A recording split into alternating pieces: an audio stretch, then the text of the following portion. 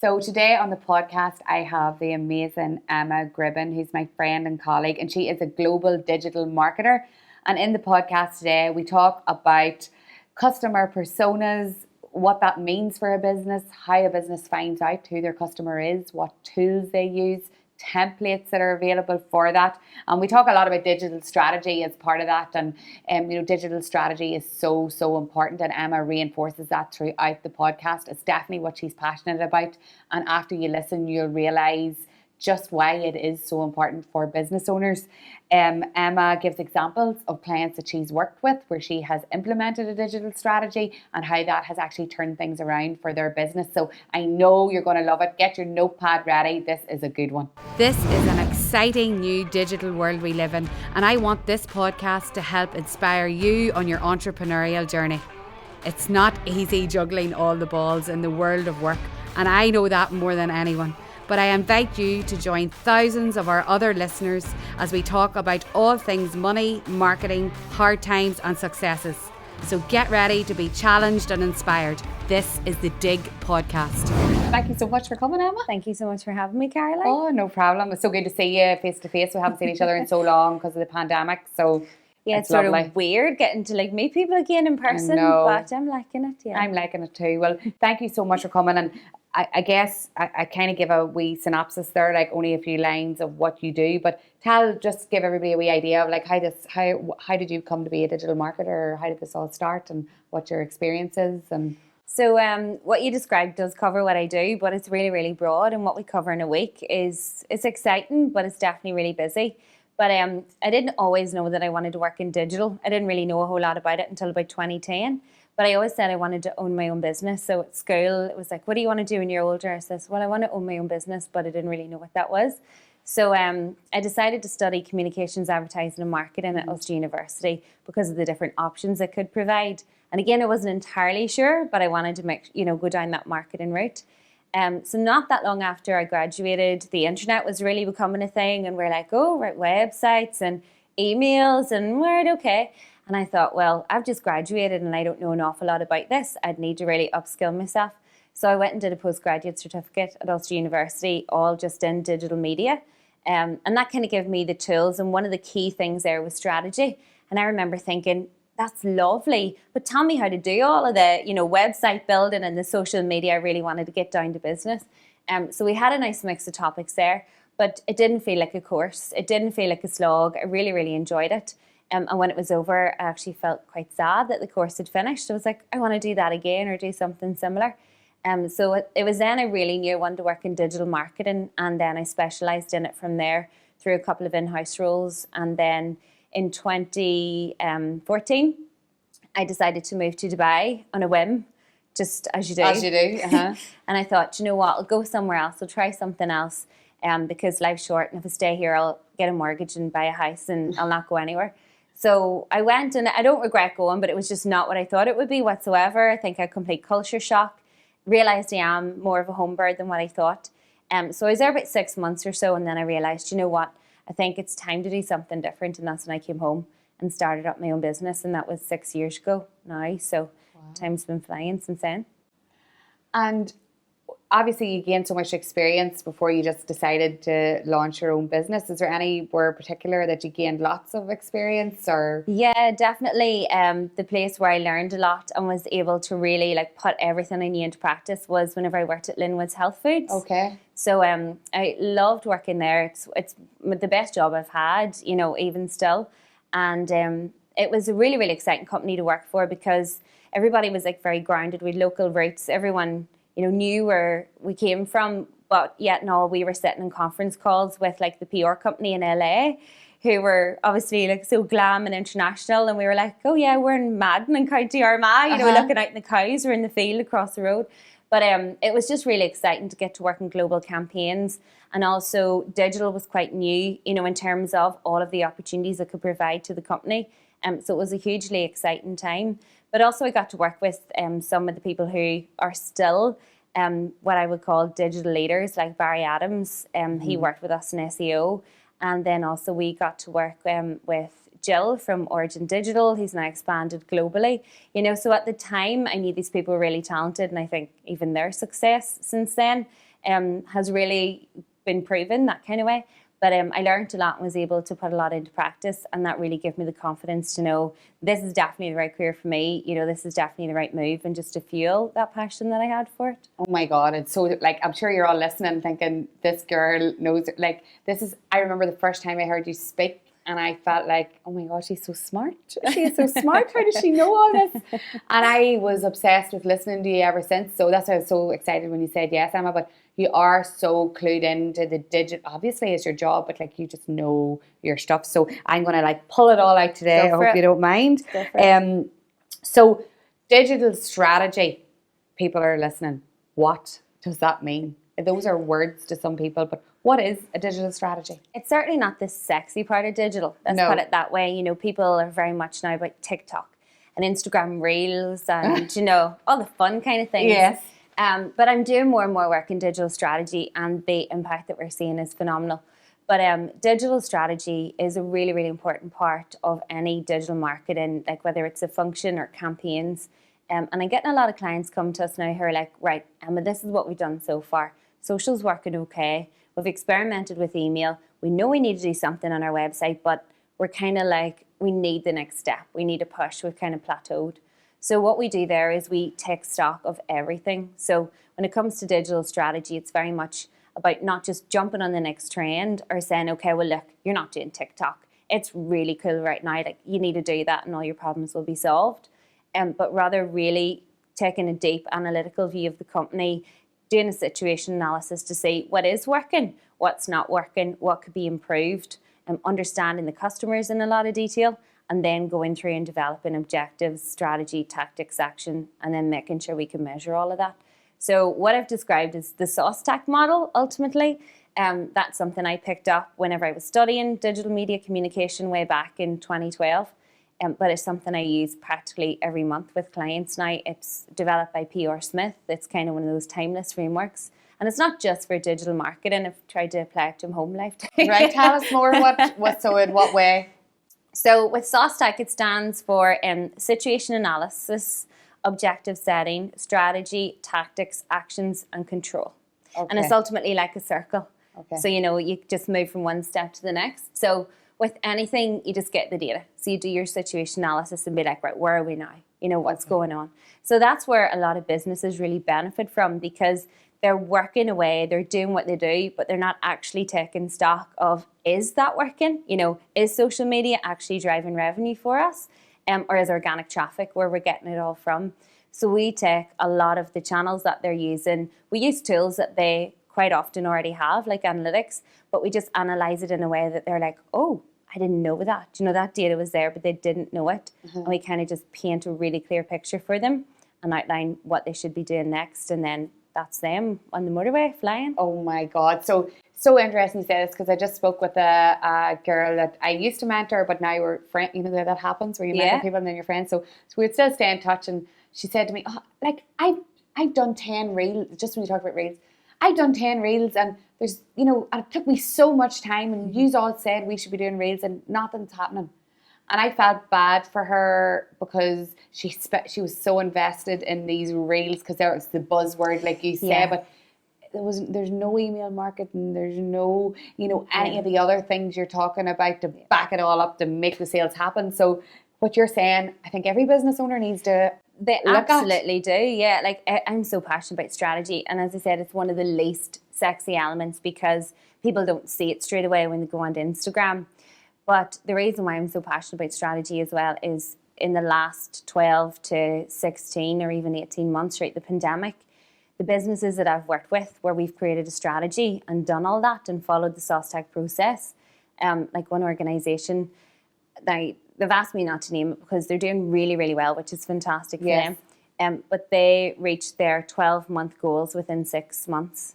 You know, so that was just completely exciting, and they were dumbfounded in that sense because they didn't think that would be possible. And with that company, we started from them having a website where it was very, very difficult for people to transact, and transactions were kind of happening, you know, maybe through a PayPal invoice or a bank transfer, to setting them up with an e-commerce channel, and then it really just took off. And that's just one example out of plenty that we've seen over the last couple of months where businesses have been transformed, where online has really become like a really, really strong element of that business.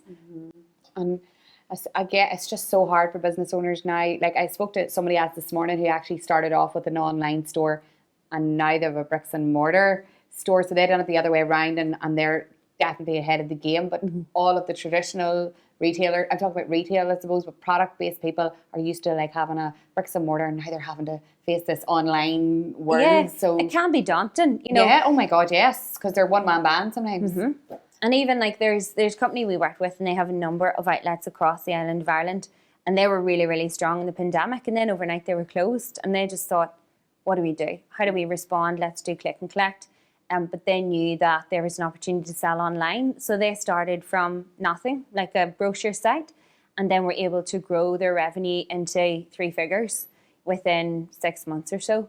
And it's continuing to grow. And even though retail is now reopened, they now have this new channel, which is equivalent to having another store in their business. That's amazing. Yeah, but it's a strategy piece, you know, like we're talking about there about the website, but in addition to that, they're doing their social media ads and they have a good email campaign and a retargeting. So everything coming together can create that level of impact. Yeah, I think business owners just need to get their head around posting on social is not enough sometimes. Sometimes it works if you've huge following and your people are really invested. But, you know, I think long term you need a strategy, the sexy word you keep talking about. Yeah, we'll make strategy sexy, Caroline. Okay, let's do that. Yeah. There's no doubt about it. Like, it can be a daunting process. And quite often, whenever we go with the findings from the situation analysis, businesses sort of sit like this here. They're like trying to take it all in. And they're thinking, this is really, really good, but you're giving us so much stuff. And we had a wonderful organisation recently who said, you know, Emma, this is brilliant. But see the part you're going to show us next about social media, because we just presented a whole section on the website and SEO. Can we do that next week? Because my head is buzzing with ideas. Yes. There's so many things I want to write down now. Okay. Don't give me the social media piece. So we went back the week after and we're like, okay, here's the social media piece, you know, and then we're able to build on it from that. But they're working away on it straight away. There's big changes for their company, but they know that it's all heading in a certain direction. They're not just doing it because they felt like doing it or they pulled it out of the sky, you know. Wow, oh my God. So, like, is a wee bit of everything enough? Like, if, you know, like when you were, like, I know whenever I had my shop and stuff, like I tried to do a wee bit of email marketing and I was working on my website and I was doing a bit of social, but sometimes I felt like I was just, what's the saying, like going against the wind. I didn't feel like I was actually moving forward. Is it enough to just do a wee bit of each piece? It depends on the business and the goals, like especially with e-commerce, where we see that there's a big, big impact is building email marketing into that, building retargeting into that strategy, and then having some really, really good analytics. So sometimes clients do say, well, Emma, look, you're going to do our situation analysis and come to us with a digital marketing strategy, but we might not be able to actually do all of this. We might not be able to deliver. And that is the case sometimes, and that's where we can say, well, do you know what? We've got a package here where we can implement this certain chunk and you can continue to do that piece of it. So it's not like it's on the company to do it all themselves. But it comes down to what they want to achieve. It comes down to obviously what kind of business they are, what industry they're in. But in the strategy, we're not saying let's just start doing everything, because that can be overwhelming. And then, you know, some companies just have a set budget and they have their set resources. And, you know, even if there's a promise of £500,000 in the next 12 years, they might not have finance there right now to get to that point, you know, so they have to walk before they can run. So it does come down to what they want to achieve and kind of what they're doing already and where the gaps are. So it's never a rinse and repeat. You know, like when we set out to do an audit, you're like, right, brace yourself, you know, you're going on that real journey and it is long days and long nights of the analysis and your eyes are going square with all the spreadsheets and stuff. But then whenever you start to see the wood for the trees and it comes to light, you feel really excited. You're like, oh, this is really good for the client to have. And, you know, when you're sending it off to them, they're going to get good value from it. But it's an emotional journey too. I would say, I would know rightly, it is an emotional journey, because I guess I never met anyone that came to me like you do, like saying, right, this is laid out, this is what's going right, this is what's going wrong, and here's how we can help you, and this is the packages if you can afford. I would have seen that as like I needed someone like that in my life. It's very hard to find people that do that type of, this is what it is, we are now going to help you, and this is how we can, and this is what you can afford. So the fact you offer that is unreal, Emma. So we'll talk at the end anyway about how people can find out more, because I know people are like, just tell us how we can get her. but that's what business owners need, because this is not most people's expertise. This is your expertise. Yeah. So we don't know how to do these things, you know. And the biggest challenge, Caroline, is that I think for too long there's been a lot of rhetoric that digital's free. Like, digital doesn't cost anything. I know, yes. Why and are you not doing not right. It's not true. No. No, it's not true. You can go and you can create your social media posts and you can put them out there for free. That's great. Of course. But in order to get proper traction, you need an ad strategy behind it. In order to make changes to your website, if you're not a developer, you need someone who knows what they're doing. So, you know, none of us are here to try and rip clients off or to take advantage of anybody. And if I look at the work I do and the amount I invoice, I'm always kicking myself saying, you give away about 25% of that for free, or you didn't charge for that, because this is the kind of person I am. Typical Cancer star sign, to get too emotionally involved. I know, but you care. So well, I do care, yeah, from that point of view. But I think that a lot of businesses, whenever they go, right, we're going to go on a journey here, and there's a couple of £1,000 of an investment to do that, that's where they sometimes are a wee bit nervous about it, because it does take a lot of analysis, and it does take work to get to where you want to be. But you know, the people that we've had going through that journey look back and they don't regret it for a second. I can imagine. Like, look where we are. I know. You know, oh my God. We do need to change the rhetoric. I think that it's unhealthy for a lot of people to be saying this is free and that's free, because like anything in life, if you really want to get from it, you have to invest properly. Absolutely. I totally agree with that. And hopefully there's people listening, it'll change their mindset about that. Yes, doing a social media post is free for you to create, but all the rest of the things is a service and a skill, and you're trained and absolutely should cost. But so I know we talked about when we were on our call before the podcast about customer personas and how important that is as part of it all. Can you explain to me what that is and why that's important? Yeah, absolutely. It's a term that a lot of businesses don't use every day, and it's sometimes seen as an activity where like, oh, we'll just do that as part of our strategy and, you know, not really look at it again. But quite often when I come and I work with the business and I'm like, well, who's your ideal customer? And they're like, everybody. We want to go global. We just want everybody to come to us. And I'm like, that's lovely. But in reality, you know, do you have people of a certain gender, or people of a certain age group, or people with certain interests or buying behaviours, or what makes your client identifiable? And then we start to get into the nitty gritty. So with the customer persona development, it's just really getting very clear on who your ideal target customer is. Whilst we'd love to like have our businesses serving hundreds of thousands of people, that's not always practical. And if you try to be everything to everybody, you end up not really having any value or purpose to anybody, because it's too broad and it doesn't really meet those needs. So with the persona development, we get down to the nitty gritty. Who do you specifically want to get in front of? Who do you specifically want as your customer? And there's quite a bit of research that comes with that too. So we would do analysis on the Google Analytics account to find out like where in the world current customers are coming from, and is there a certain gender breakdown, age breakdown? What about their interest categories, their affinity categories? What are they in the market for? And then also look at social media as well, you know, to see. The audience insights tool on Facebook was amazing, because you could see all the other content that they consumed on Facebook, and then they took that away. No way. Yeah, it was a very sad time. But you know, all of that data really allows us to paint a really clear picture. And then of course we've got customers' own tools, like their own CRM systems, where they're gathering, you know, customer date of births and all that kind of stuff, and interest categories.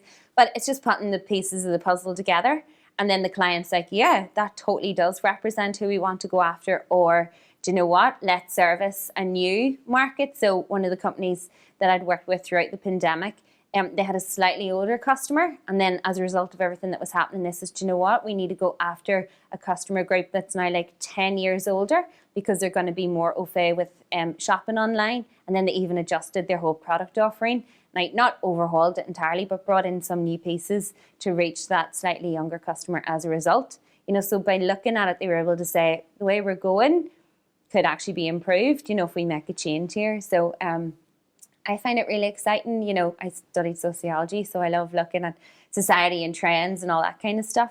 But yeah, it's hugely insightful for businesses. But it's not something that we talk about a lot when we're talking about digital marketing. The conversation goes to the latest channel or the latest tactic. The Dig podcast is all about educating my listeners, but it's so important to me that it is also a place to gain exposure.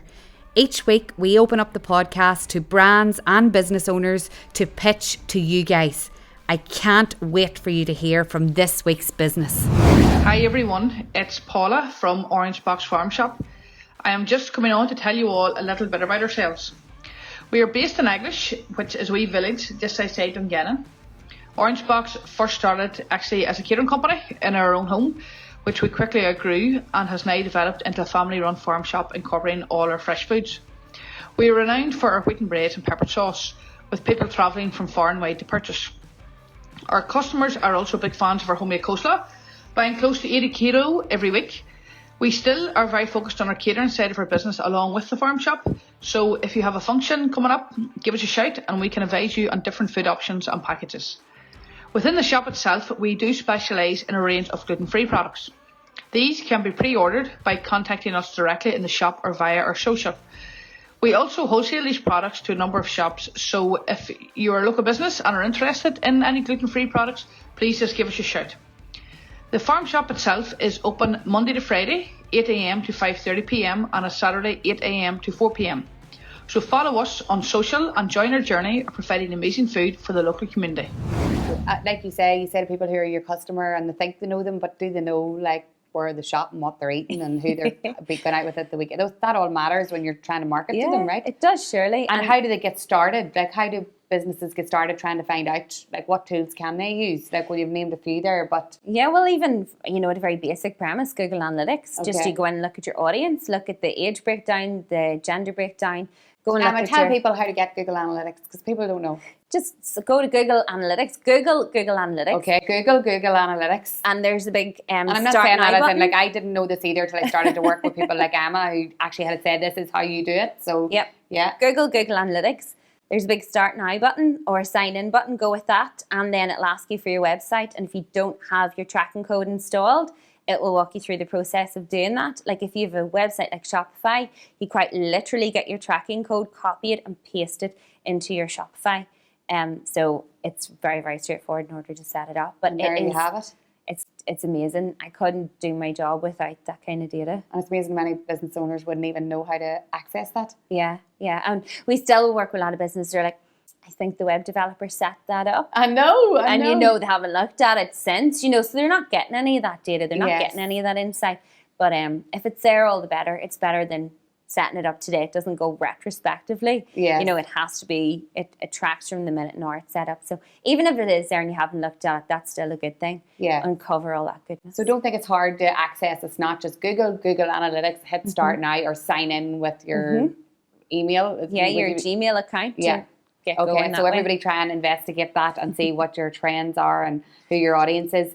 So are there templates or any kind of tools for doing it for the first time? Like templates for like figuring out who your customer is and recording all that so you can make a way forward? Absolutely. I like to keep things simple, try to not overcomplicate. So anyone who's been on training with me probably in the last 6 months will have heard me going on about the HubSpot templates. Okay. So HubSpot has got a downloadable PowerPoint template and you quite literally fill in the information that it's asking for. And there's about 4 or 5 slides per persona. And you can obviously have more than one persona.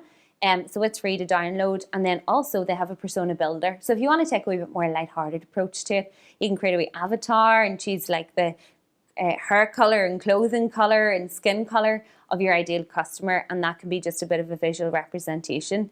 You can give them a name if you want to. Like in FMCG, we see a lot of persona development because it's obviously a faster moving category. Products have multiple needs. They meet the needs of lots of different groups. So, you might have energetic Annie and all this kind of stuff. And you can get to the stage where the personas become a part of your marketing team. And when you're thinking about a piece of content or an initiative, just be like, would that persona like that? You keep them in mind as if they're imaginary friends without sounding a wee bit too off the wall. Yeah, makes sense though, doesn't it? You keeping them in your mind when you're creating all the things. It's unreal. So I know we talked earlier where you mentioned one business that you worked with and you've implemented a digital strategy and it's worked really well for them. Have you any other examples where you could tell us like a few things that you've done to bring that strategy together and like how it's working for them? Yes, absolutely. So I'll go with an example from the pandemic. I think it's good to have like recent or relevant examples. So there was an organisation that we started working with pretty much early on in the pandemic, and they were in like the creative industries. And whenever we started working with them, we very much focused on the customer journey. So as part of the situation analysis, we looked at their website, we looked at how easy or difficult it was to purchasing through social media channels, and how easy or difficult it was to find them online. So with the situation analysis, everything was just kind of taken stock of, and then the recommendations were made so we could say, right, that element's working really well, but there's a big opportunity in doing this particular thing or that kind of thing. So we got to work in the recommendations, and then every month just rolled out a certain activity from that recommendations list. Now, alongside that, the client was working on elements of that themselves. So they were kind of saying, well, look, we'll do what we can do here, and then Emma, can you oversee X, Y, or Z? So over the course of a couple of months, we completely transformed how people could transact on the website, opened up social media commerce channels, so using Facebook Shop, Instagram Shop for them. Got really, really great results from retargeting. So they had a big audience in social. People were very interested, but didn't necessarily purchase there and then. So we started to like retarget and bring those audiences closer, you know, to start to say to people, in a way, we know that you're a fan of the brand, but this weekend only there's a 25% discount. But we were only showing that to people that we knew already had that level of interest. So it wasn't just for a cold audience. So all of these activities that we were doing, that we were rolling out, were building the website audience, and therefore meaning that we could get more from that again. So repurposing that with the likes of lookalike audiences across Google and also across Facebook and Instagram. So I'll be here probably for the rest of the day telling you every single thing that we did, and you'll be falling asleep with that. But you can see how at the start, working with the situation analysis, we could hone in on the things that mattered, you know, the things that were of benefit to them. Like at a stage, we were saying we could add alt tags to every single image on the site, but is that going to get us a bigger benefit than investing in creating our audiences on Facebook and Instagram Ads Manager? No. You know, that's what we want to go down the route of. So we didn't, there's still a list, put it that way. Of course, you know, there always but you prioritised. Yeah, but we're focusing on the things that ultimately would drive more website visits and drive more revenue for the company, because for any journey like that, the company themselves want to say, this is working. We're getting sales, we're getting customers from that. But as you know, it doesn't happen overnight either. I'm so excited to be able to finally launch the Dig Social Academy. It's something that I've been working on for so long, so the excitement is real. It'll be my first online course, and one that I just can't wait to deliver. It's a social media bootcamp and is suitable for anybody wanting to learn techniques on how to navigate through Facebook and Instagram. I know that's not easy sometimes. So as well as learning to navigate through those platforms, we'll also learn how to create content that gets you noticed online. So if you would like to be part of the Social Media Academy, then follow my Instagram, Dig for Success, send me a message and I'll send you a direct link to the course. It's going to be amazing. Like, this is mine, but like this type of analysis is an expert like you, isn't it? Like it's too much to ask a business owner that's not trained in this type of thing to actually do all that, Emma, in my opinion. Do you think? Yeah, I think, you know, with the business owners that we work with who haven't studied marketing, yes, they wouldn't enjoy doing it either, because it would make them want to close their business forever. Like, and that's not fair either. Coming from the business perspective, because I've mentored businesses, like not in the same scale as you, but I mean, I speak to people and they become so consumed by all the digital stuff, they start to feel like their business isn't worthwhile doing anymore, and there's no point, and I can't do all that and all. But you have to hire people to help you with this. Yeah, well, I mean, you know, one of the functions that every business needs is to make sure that the books balance at the end of the year, but we don't put this pressure to be an accountant. You know, record your transactions and record your sales and your expenditure, but yet no, we're happy to go and get an accountant to do that. So true. I think we need to realise in our own business, what can we do ourselves? What have we the time and the resource and the interest for? And then what do we outsource to people that know how to do it better than us, faster than us, to really go ahead? Because if you're trying to do everything yourself, you're going to burn out. You're going to get to that point where you do get sick of it or think, I'm going to close the doors, I've had enough. So I have a story to tell you, and it's totally, like, sometimes I think about it, and that's sometimes the state I would have got in. So I had a shop, as you know, and my mum came in one Saturday, and I was in my office, and do you know what I was doing? And I had so much to do. I was trying to do email marketing, I was doing my social content, I was being on the shop floor, I was being the face of the brand, I was being, oh my God, I was just trying to do it all, because I always felt like I couldn't afford to employ someone. I just had that negative money mindset too, where I was scared of money, scared of not having enough, scared of paying someone like you and it not working. I was always scared when I was in business. Do you know what I was doing? And it was her made me wise up. Putting 2p's and 1p's into money bags, because they'd all mounted up in the safe, and I was spending my time, I think I spent an hour and a half, that, like, putting all the 2p's into the pound bags.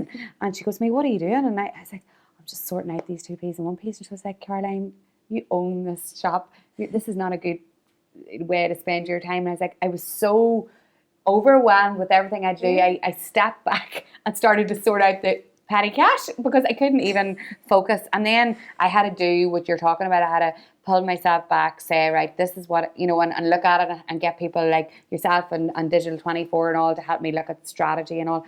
But I get so much why business owners are afraid of this, but they beat themselves up. And when I listen to you, I'm like, just get Emma, just get someone like Emma.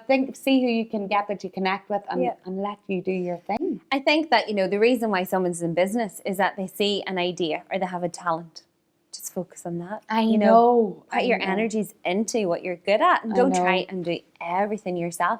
And I've had to learn from that in my business this year as well. Thankfully, it's been really busy over the last year or more, and I have recruited a full-time digital marketing executive who is amazing. Wow. I wish I'd done it like 2 years beforehand. But Sarah's on board, and she is phenomenal. And I understand it takes a lot for you to hand over elements of your business that you've done yourself and you're passionate about.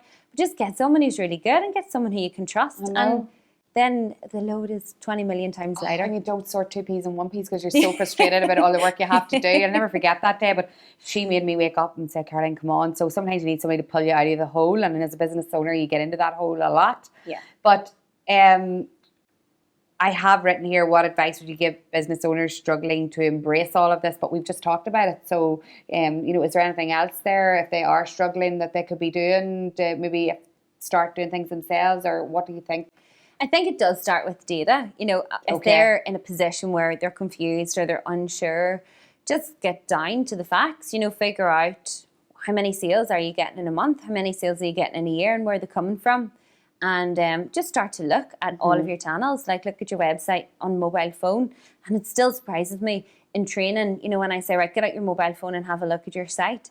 Would you buy if you were a potential customer? And some people are like, oh, I'm so embarrassed, I have to put my phone down. I only look at it at desktop. I never really see it from the customer point of view.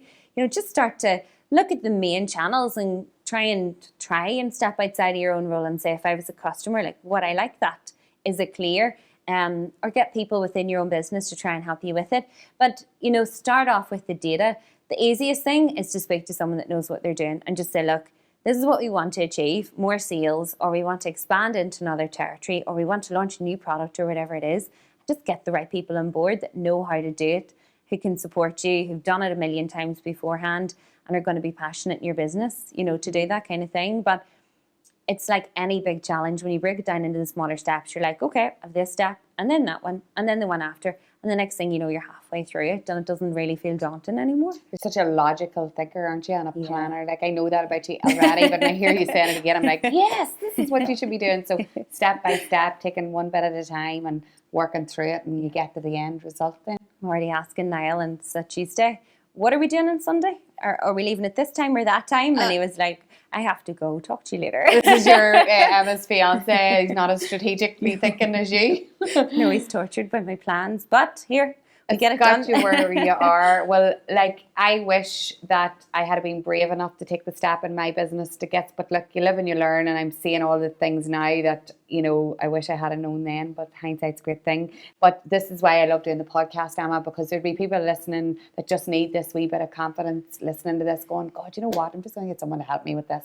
Yeah. And it means they're going to feel lighter in their mind, you know. And we can do, you know, we've that time to do other things as well. You know, we've been through a tough time recently. Everyone has been. So it's time to start finding that joy again in your business and in your life, and thinking we're kind of getting out the other side of all of the rubbish that it brought. So, you know, really do prioritise what's important for you as a business owner to do, and then where you can bring in experts and really just get the whole thing going, get the momentum moving. Oh, wow. So everybody's going to be like chomping at the bit. How can we find her? So how can people find out more about you, Emma, what you're doing, and reach out, or actually just look at the work you've done or whatever? Where are you hanging out? So you can find me across social media, Instagram, Facebook. We're posting tools, tips, hints, insights daily. So you might just get something for free there, my hated word. And then also your Digital by Emma. Digital by Emma. So you can find me under that. And then on LinkedIn, feel free to connect with me on LinkedIn with my personal account. That's not a problem.